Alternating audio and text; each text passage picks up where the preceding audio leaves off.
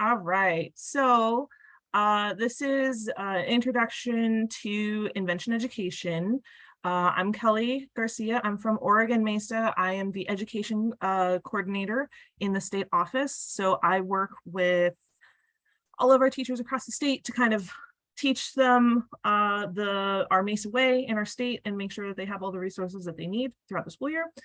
So this is going to be a modified training of what I would give to my teachers in Oregon for all of you to kind of go over some of the basics of invention education. So the purpose, understanding the purpose and methodology behind our specific Oregon MESA's invention toolkit and framework. We'll give we'll give a general overview of the process, and then I am going to provide you with some examples and some documents for you to help in the implementation of this toolkit. Some of it is just for you to kind of like look through, while some of it is you're welcome to use, because some of our stuff is specific to our Oregon curriculum only, and we'll go over that kind of at the end. If you have any questions throughout the time, please feel free to unmute yourself and ask your question or throw it into the chat. Sarah here is going to be moderating chat, and she'll pause me every once in a while if there's like a relevant question. If I'm like moving on too fast or something, she's just going to chime in and let me know. I will also have the chat up. It's going to be on my other screen, so I will try and look at questions as they come in. But as anyone who has run a Zoom meeting before, screen sharing and doing all of their stuff, it can be kind of easy to miss those things. So feel free to just pipe in if there's if you have something. So again, reminder, I guess I should have used the slide. Mute yourself if you're not speaking. Otherwise, do unmute yourself to speak up if you have a question. Put questions into the chat. All right. So first off, what is human-centered design? So we've all kind of know a general, like, there is a process when it comes to creating products. And most people would like pose a specific question to somebody. So when you're building a specific project. So for example, build a solar light for someone on a camping trip to easily use the bathroom at night. And when you phrase it that way, you're using specific language that is making you focus on lights, because you're asking for a solar light for this. When it comes to the human-centered aspect of it, you're looking at the person, you're not looking at the actual product. So the same question could be asked in a different way to create creativity in your answers and in your devices. So instead of asking for a solar light for someone to use the bathroom at night, you could specify that for this person, they need a device to create a device for a child to use the bathroom during a camping trip. And this device might be a light because they know how to get to the bathroom and they just need something to light their way. It could also be some sort of device to show them where the bathroom is, because if it's a child, they may not know where the bathroom would be located in this during this camping trip. It could also be like just knowing that there is utilities where they're at in order to get it. I don't know, maybe they need to hack through some brush or something. Maybe it's a treacherous track for this child to get through the bathroom, so they need something to help them knock some things out of the way. It could be something requiring them some extra help in case they don't make it to the bathroom, or it could even just be something like instead of a device to show them where it is, maybe there's a thing such as a dog, or maybe even just a rope that like leads them to the bathroom that they need help with. So really the basis is we want our students to have creativity and to focus on, when it comes to the human-centered design project, it's focused on the person and their specific needs rather than creating a product and trying to find someone that meets that specific need. And we do this because Invention, we use Invention specifically because it gives the choice and it gives our students agency in helping identify what they see as a problem and a solution that's worthy in the real world. In the long term, it does give our students practice in the skills that they're going to need to be mirrored in our modern society. And then for human-centered design aspect, it gives our students an immediate connection to any sort of issue. It's not theoretical. So it gives our students relevance and engagement. And then because in the long term, our clients, it allows to making products and solutions that are more usable and more marketable to in the long run to all of our clients and to all of our students and to everybody. So there's this quote that we like to use: invention is about liberation.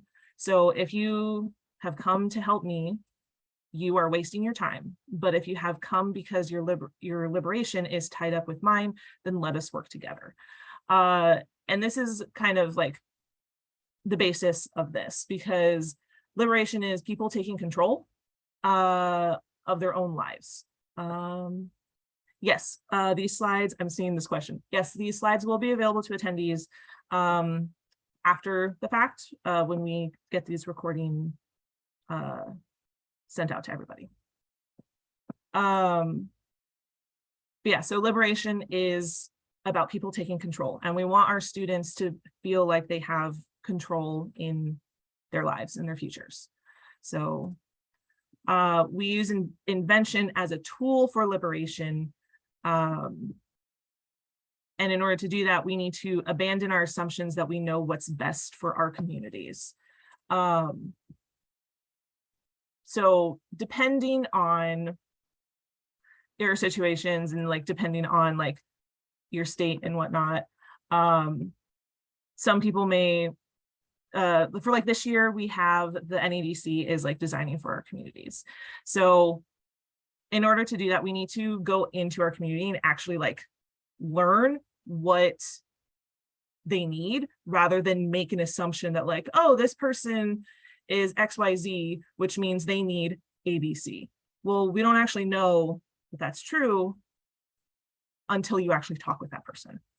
So I want to show a video, so we'll make sure that we can hear some audio. You should be able to hear some audio. This is a high school team that's been together. This has been one of our high school teams, and this specific project was related to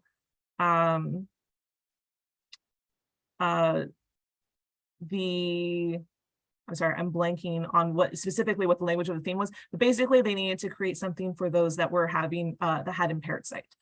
So this is just kind of a little process. So nope, that is thing. In the US, there are 11 million people who have vision impairment. Over half of these people are senior citizens. This number is expected to double by the year 2050. These senior citizens can no longer read bills and letters they receive in the mail and often need assistance. A few years ago, I was diagnosed with Usher syndrome, which is a condition in which the cells degenerate, and this is why I have lost almost all of my vision. One of the biggest obstacles that I've encountered has been accessing reading material. Let's say, for example, mail, books, etc. It's really hard to get that kind of stuff printed out in Braille for you. Let's say, for example, I got mail. I can't just take it somewhere and print it and completely type it because I cannot read it. Let's say, for example, I wanted to get a textbook or a book. In order to do this, I would have to order it in Braille. And typing Braille can take a really long time, so in the end, it takes about a month to get that Braille book printed out. And in the end, the book is about this size. and carrying a book this size can be very tiring. Due to the rapid advancement in technology, there are now many options as far as accessibility goes. And this can seem a little scary to older folks due to the level of complexity involved. I myself haven't gotten used to it, and I've been working on this for a couple of years now. After speaking to some of them, some of the most common comments I got from them was that it was really overwhelming and they didn't feel they would get used to it. And they have been trying for a while. That's when the Rubinaid comes in, a new glove that would make reading easier for the visually impaired. So here we have our prototype, and what our prototype has is a sensor at the tip of the fingertip. And what that sensor does is it scans over text and takes images of text, which is then sent to our Arduino. And what the Arduino has, it has text-to-speech software, which sends those images and translate them from text-to-speech, which are sent to our headset Bluetooth that our client has, and that allows our client to be able to have text being read to them in real time without any further assistance. In the future, we see the Rubinaid helping millions of people around the world, making life easier for the visually impaired.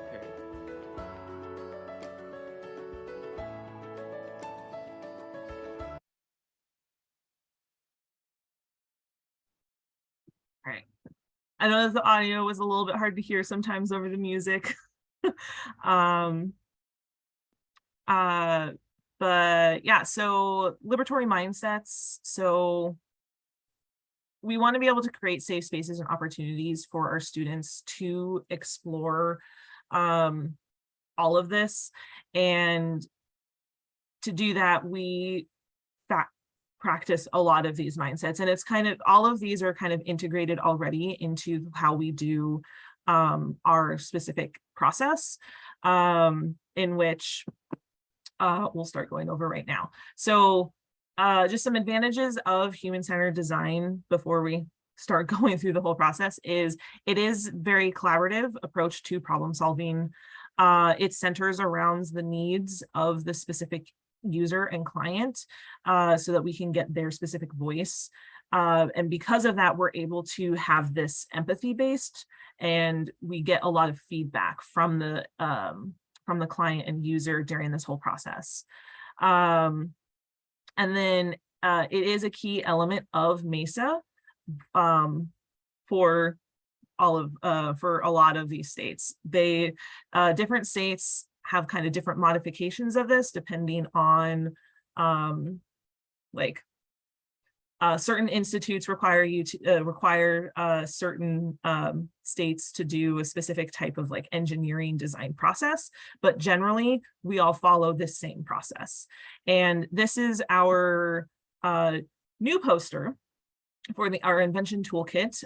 We did this in collaboration with the Oregon Museum of Science and Industry, one of our partners, and they made it look very pretty for us. Lots of different colors. And we're going to go through this whole process here in a second, but I will say other slides are going to be using our old version of this just because it's a landscape version, so it's a little bit easier to kind of like do in presentations. But basically the Invention Toolkit inventor phases are interviewing and empathizing, naming and defining the problem, visioning and inspiring ideation, experimenting and making a prototype, engaging in client feedback, telling the world, observe your identities, values, and biases, and reflect on your impact in the service of equity. So we break this down because when you put that out there, it seems like a lot, but we break this down into different sessions. For us, a session is like a week meeting, a chapter meeting. And so this whole process, depending on how quickly you can go through this with your students, how quickly they pick things up, can be anywhere between 11 weeks and 20 weeks for this whole thing. We break it down in suggested number of sessions. So you see interviewing, empathizing is 2 to 3 sessions, while naming and defining the problem and visioning, inspiring can be anywhere between 1 and 2. We while experimenting and prototyping can be 2 to 5, depending on how long students want to be working on this. This timeline is a suggested timeline for how long to take on each of these steps, because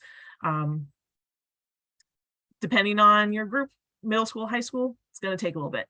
I will say in the Inventor, the R reflection, we do have one session specific to that, but it is also embedded into every single week in at least our lesson plans, 5 to 10 minutes every week. Students are doing reflecting aspects of it.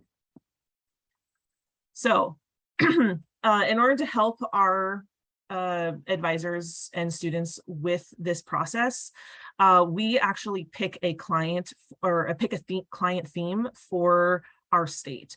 So I don't know what other states do, but like we have like a theme for the NEDC. We also give a state theme for the year, and it helps us and helps our teachers connect locally.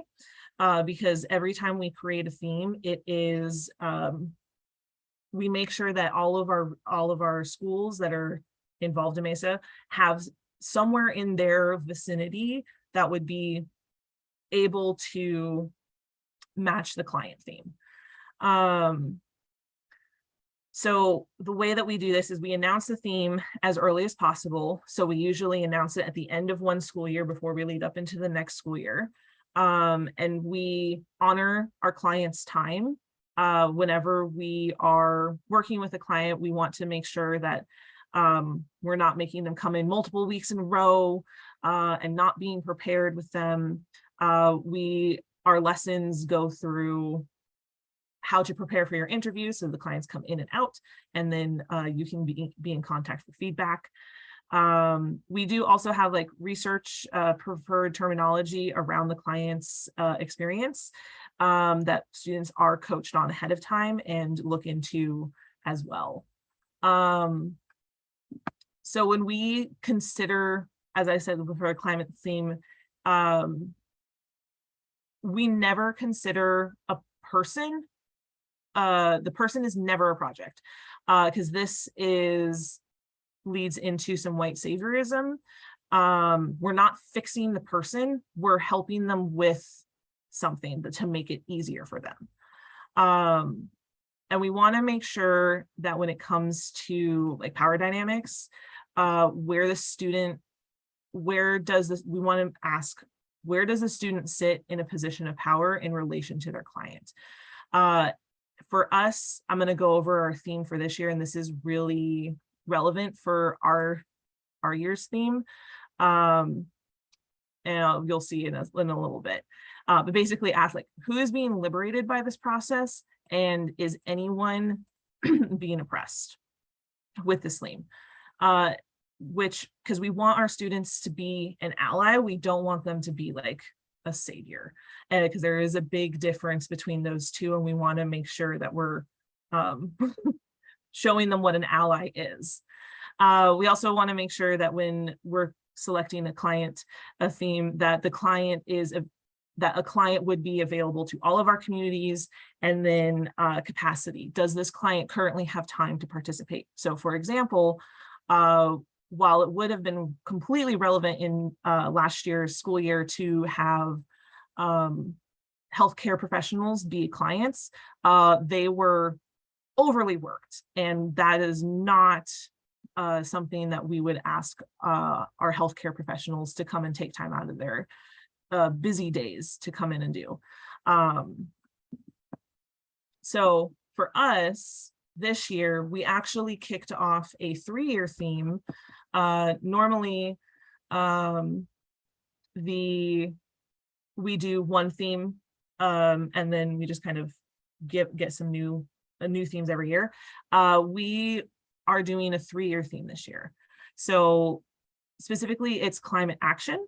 And then in that, every year for the next 3 years, we're breaking it down. So this year is designing for environmental justice. Next year is going to be designing for environmental sustainability. And then in year 3, it's going to be designing for environmental prosperity. So every time that we give out a theme, we have a design brief, which looks something like this. We give context to our theme. We do the challenge overview, and then we give who could be potential clients for the year. Because while we do give this client theme and we help our advisors and students find clients, we ultimately leave it up to them, because students are going to be interested in different things. And it's not fair of us to say, you're talking to this specific person, this school's talking to this specific person. We want them to have agency and be able to choose what is important to them, but also help kind of keep them narrowed down, and so that they're not trying to like save the world, let's solve world hunger every year, because that is too big of that's too big of an issue for them to tackle at this point in time. So yeah, and we also give like, why is this relevant right now? And so for us, right now, climate change is happening, climate action is needing to be a thing. But like I said, we give examples of who could be is experiences, or someone who works with these experiences. Clients could have these types of jobs, just because it helps students kind of like get in the mindset. I'm not going to show you guys these two, but we also, as something that we try to do is, so we have a design brief when we kick off the theme. We also do some slide decks, and then we also hold sessions that we call MESA talks, which are like a community event. This is open to everybody. Talks that talk about the hard issues that's relevant in this point in time, and just relevant to our communities. And we have actually 2 talks that is around environmental justice, but the first, this year we have started doing our first MESA talks of the year, kicks off the specific theme. So designing for environmental justice is the MESA talks we did back just now in November. And this one was climate and environmental justice was in like fall 2020. So these are really cool. I suggest you guys watch them. They'll be linked later in this slide deck and in resources if you want to like look at that. Because it does have some like interviews. This climate and environmental justice has examples of like interviewing somebody about their relevance to the topic. And then this one is going over kind of like environmental justice just in general. All right, so jumping into the actual process now. So the first step is interviewing and empathizing. So the goal is to engage your client as deeply as you can in order to understand their needs and gain insight into their world. So what we do with this is we have our students beforehand, we try to have students get a little bit of a bio from the client. If that's not possible, that's fine. We do brainstorming time, essentially. Students will brainstorm individually, as a class, in groups, the types of questions that we want to be asking our client.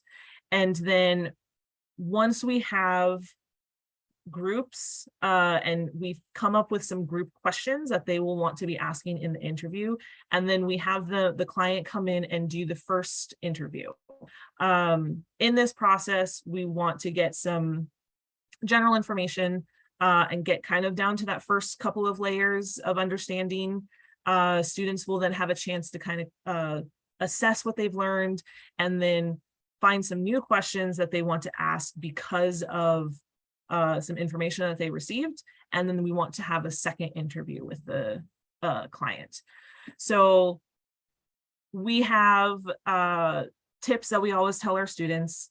We want them to think of as many questions as possible, and then we try to group them together. We want to ask why questions rather than yes or no questions, because yes or no is not really going to get down into the understanding. We want to ask why. So we also, with that, we want to avoid usually as a starter. And like I said, specifics. Tell us a time when you blank. Tell me more about blank. Because we want to encourage those stories, because what we're trying to get at is looking for inconsistencies and looking at kind of like some things that they may not actually realize what is going on. During this whole process, we do have a what we call our design thinking notebook, which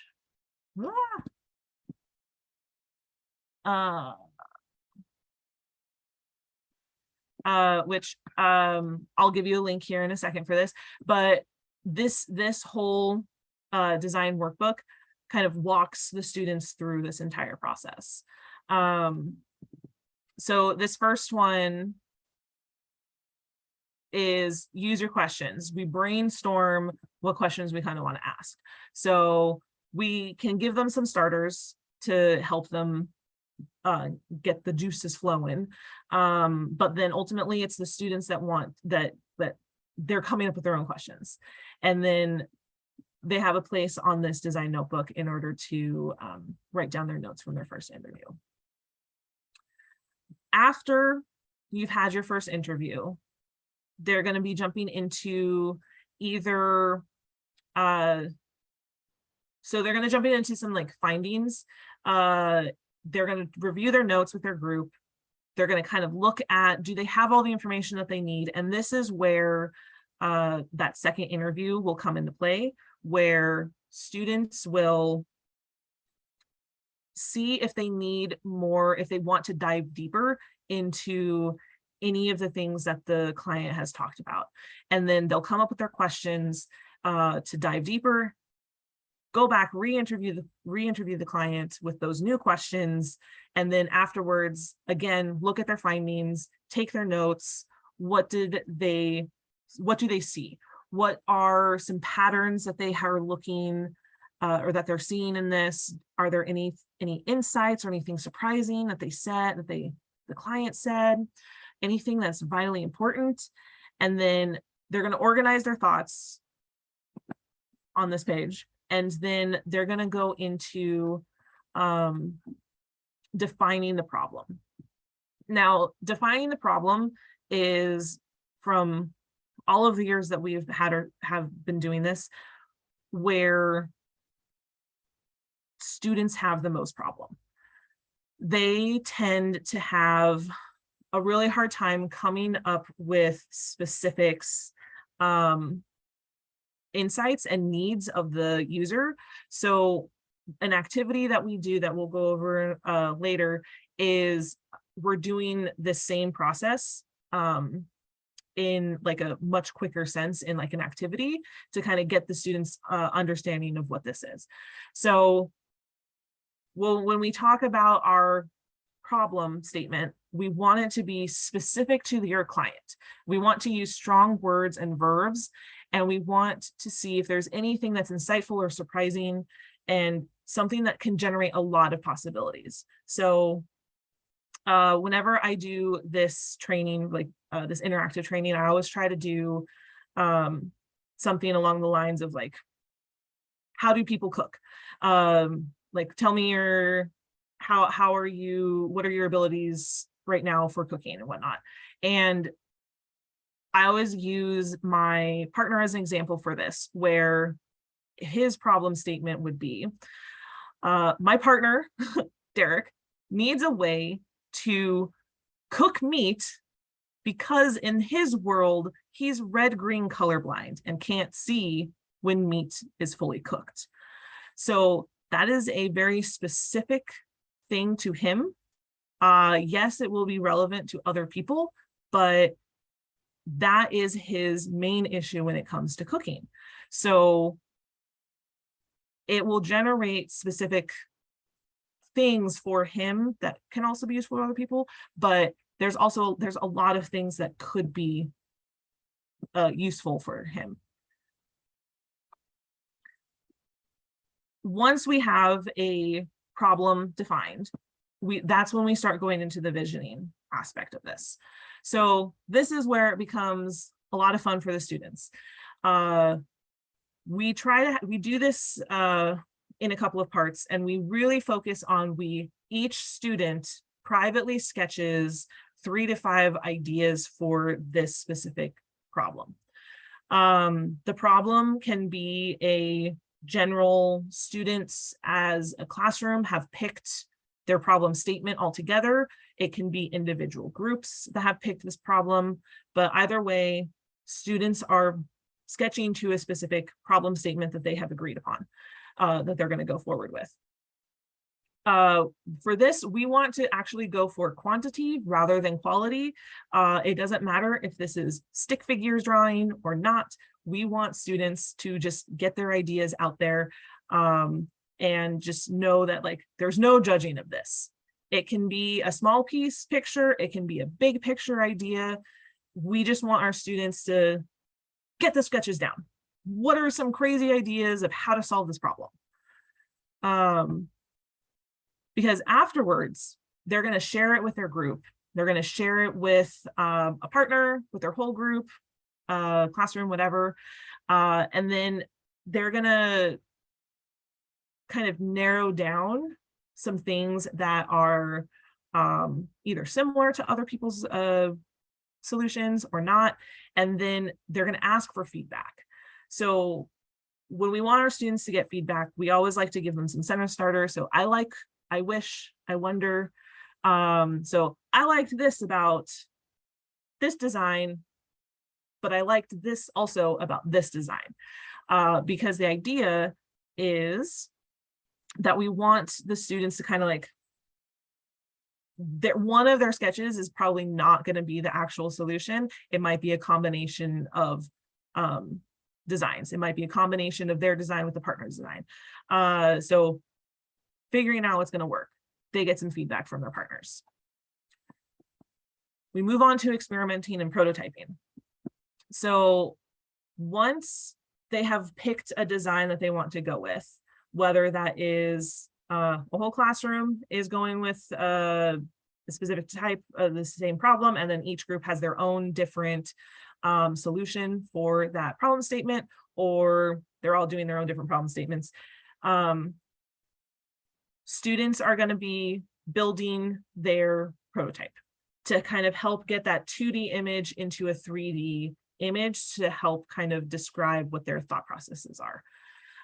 You can work in this group and talk with one another to build one thing, or they can work individually and then come together and then see what projects that they like. And then we reiterate, there's no judging of these prototypes. It is fun. You're doing stuff with crafting supplies, pipe cleaners, cardboard, paper, whatever. Whatever supplies you have, students should get to work, create their 3D models.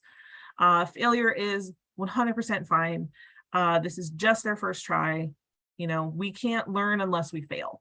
So expect that the glue may not hold the whole time, or the tape may not stick to whatever you're sticking it to.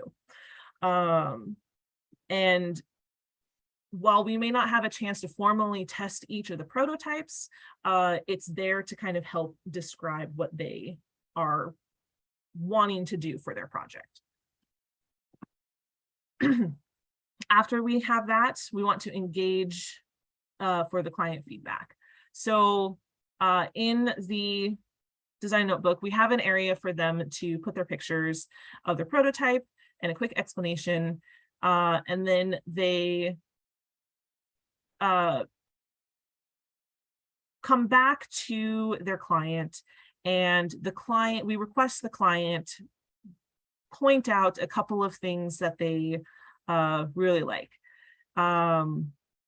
what's something that they liked about it, what do they wish about it, what's something that they wonder about it. And then we want our students to look at what they created and then see if there's maybe some other solutions that may be pointing to what the I wishes or I wonders or something like that. Is there some way that we can combine things? Is it, oh, hey, this is a switch. The switch is not going to work for them. It needs to be a button instead.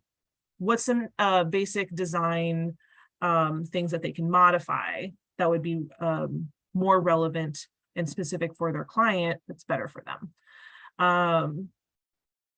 And they have places to record their thoughts and receive their feedback.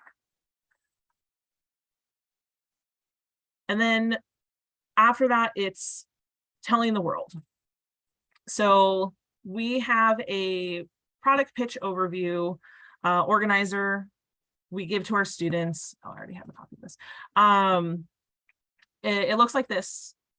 Basically, when it comes to like, at least when it comes to the competitions, we give our students a lot of sentence starters to kind of get them started and how do they talk about what they made. And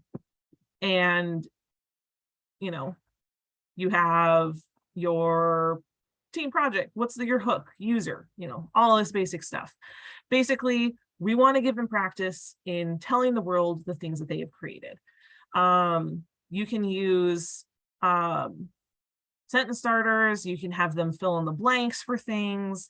But basically, like, we want to give them some help in basically how do they present this to people. And the way that we kind of like go through this process is for like this entire process is we train all of our advisors in the Invention Toolkit here in August and September, and so basically summer. We give our advisors 6 to 12 hours of hands-on training in human-centered design, client theme, NEDC rubric, all that stuff. You guys only have like an hour with this. So this is a quick overview. We do monthly or bi-monthly reflections on this. And for our students, when it comes to telling the world, we have regionally based demo days where it is like a check-in point for our students and just a place for them to practice and build confidence in telling the world, telling about their projects, and then also preparing for our MESA day at the end of the school year. And then, as I said kind of earlier, determining client theme for next year, we announce it at MESA day to build some excitement. So I'm going to pause for there because I know I just info dumped on you. But questions about this process?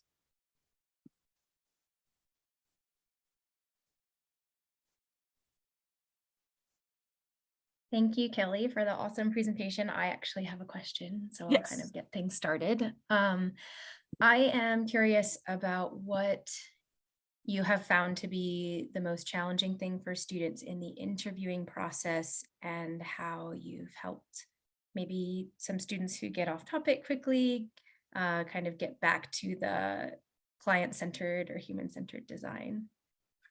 Yeah, so what we have our advisors do beforehand is, especially when it comes to the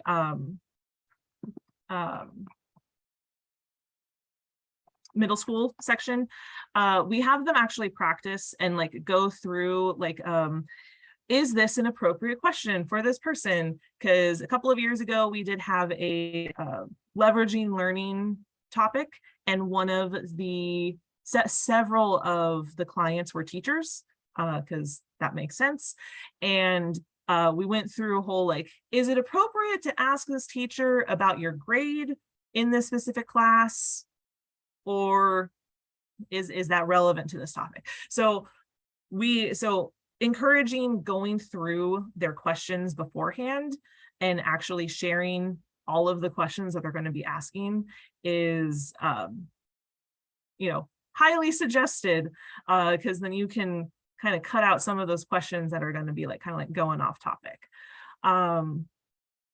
Also feel free to like jump in, like if you are the adult in the room, if things are kind of going off a little bit into the weed where there shouldn't be, feel free to just kind of step in and be like, we're going off a little bit off topic, you know, just kind of like, let's bring it back around. Thank you for asking that question, but maybe we can ask that a little bit later. Let's finish up with the questions that we have written out beforehand.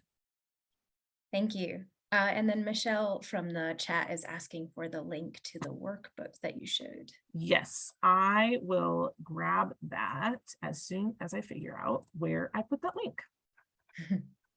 In the meantime, does anybody else have questions? Feel free to type them in the chat and I can ask them aloud.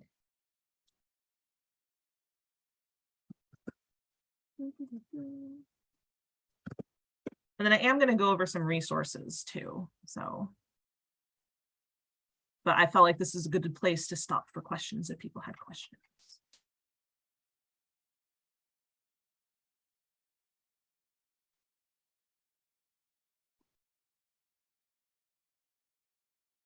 No. Okay. Well, then let me screen share again. So, and I'll give everyone, the slide deck is going to be available to everyone when we send all this information, all the recordings, all that stuff out. But we do have some links to our Invention toolkit specifically. And then we have some examples of pacing guides that I'll go over here in a second. But this one, the toolkit is open for MESA states to use. It is a static document, so it's typically only updated every couple of years. I don't remember the last time this was updated. Tong, you may be able to tell us when this thing was last updated. But basically it goes through the first several lessons. It basically walks you through this entire process. So as you can see, we have some like interview starter questions for students, and you can view this. Here are some questions: brainstorming, how might we review questions for blah, blah. So we also on here at the very bottom, we have some student worksheets. Okay. Tong says this was last updated in 2018. So we have some worksheets for students to use. So insights and problem statements. For example, here's another way that you can kind of view after you've done your interviews, listing 5 insights, fill in some problem statements, how might we design. You can create as many of these as you want, and then students can pick how they want to phrase their problem statement. We have pages for sketching your ideas, boxes, you know. So this is free for MESA states to use. These other things are our annual pacing guides. I'm going to show last year's pacing guide first, and I'm going to show you what this year's pacing guide looks like. And just as a note, this is for reference only. Don't share this with other people or use this. This is specific to our Oregon MESA advisors. This is what we use. I don't know what other states use. And this is also a very dynamic document. We revise these constantly. And as you'll see on this specific document, everything is crossed out because we were transferring things over for the new year. But when I was talking earlier about suggested timeline of the year for when each of these kind of categories are, this is how we present this to our advisors. And for last year's pacing guide, it was specific to lesson 1, led into lesson 2, led into lesson 3. So it was they just went lesson by lesson. And if we see here, for example, week 5, we have what standards are covered, materials that they're going to need, useful links for this specific week, and then we time things out for each of the activities from launch of the session to the end of day reflection. This year, our pacing guide looks like this, and it is, again, giving you specifics like when should you maybe be doing the interviewing lessons versus like microcontrollers. And this is just like a general pick a equity lesson as opposed to telling them to do a specific equity lesson, because this pacing guide is supposed to give our advisors agency into choosing what is relevant for them. Middle schoolers are going to need different lessons than high schoolers. If they are all brand new to MESA, or if they are all returning to MESA, different lessons are going to be required for different student groups.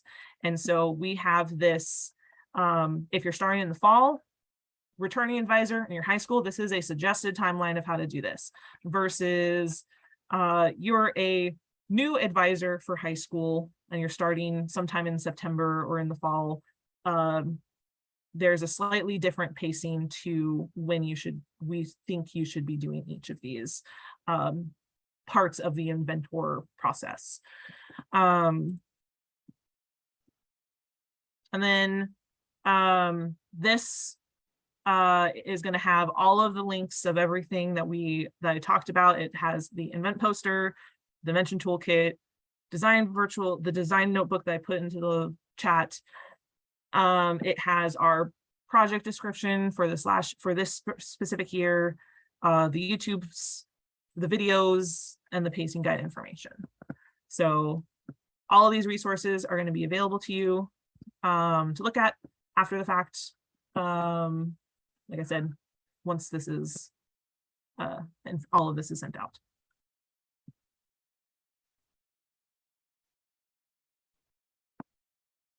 So yeah, that's basic. That's a very quick introduction to the Invention Education and what we as Oregon use. Are there any questions?